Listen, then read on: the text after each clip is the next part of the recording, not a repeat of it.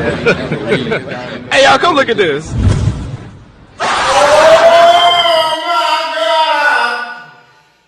Even if protest isn't immediately effective, it can raise awareness and help end up making the change that people are protesting for. We will demonstrate this by showing the life story of Carrie Nation and the effect she had on America. You just walk in and you just go like...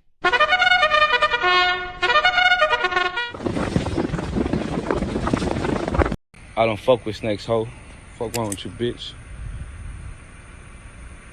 Before we can talk about Carrie Nation, we have to talk about the Women's Christian Temperance Union.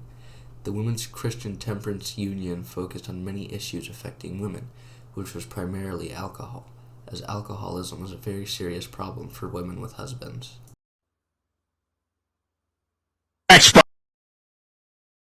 Carrie Moore was born in Garrard County, Kentucky, November 25th, 1846. She was raised by a very religious family, which was one of many reasons she did what she did.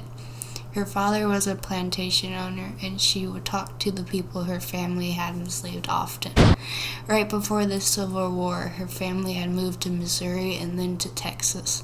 The sky's falling, the wind is calling, stand for something or die in the morning. Section 80, high power.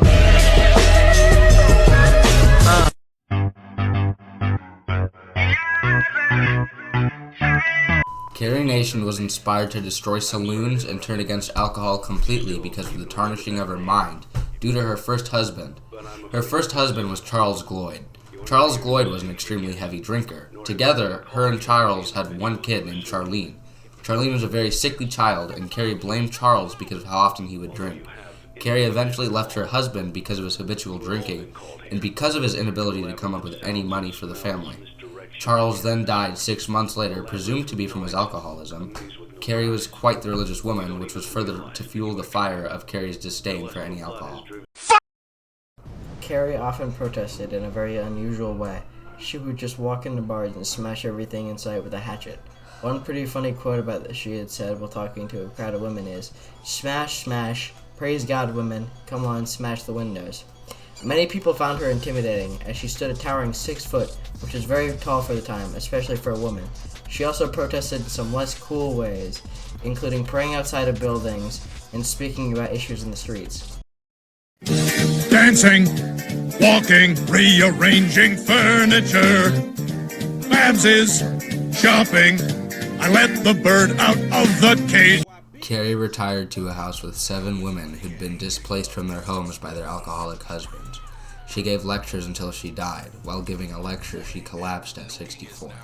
She got buried with her mom in Belton, Missouri.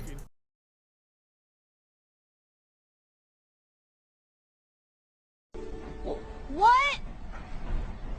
MF Doom. Yo. MF Doom.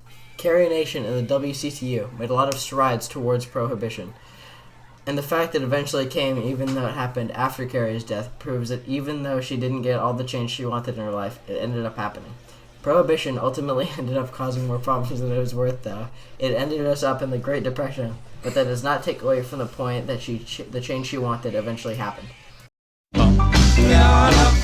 Our sources are Carrie A. Nation, SHSMO, Historic Missourians. Social Welfare History Project, Nation Carrie A. Nation Carrie Amelia Moore, Encyclopedia of Arkansas.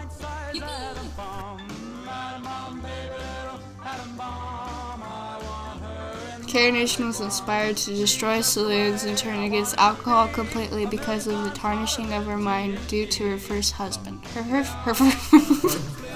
Carrie Nation was inspired to destroy saloons and turn against alcohol completely because of the tarnishing of her mind due to her first husband. Her first husband was Charles Gloyd. Charles Gloyd was an extremely heavy drinker. Together, her and Charles had one kid named Charlene.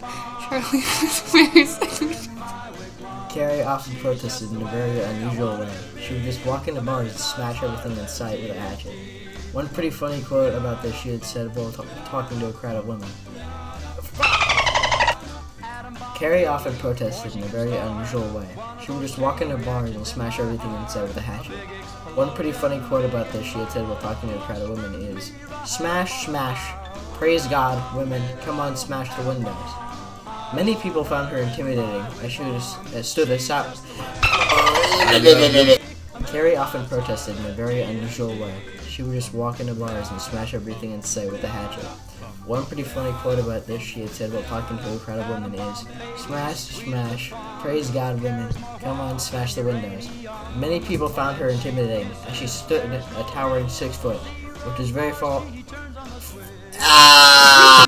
Carrie retired to a house with 7 women who'd been displaced from their homes by their alcoholic husband. She gave lectures until she died. While giving a lecture at 64, LMAO!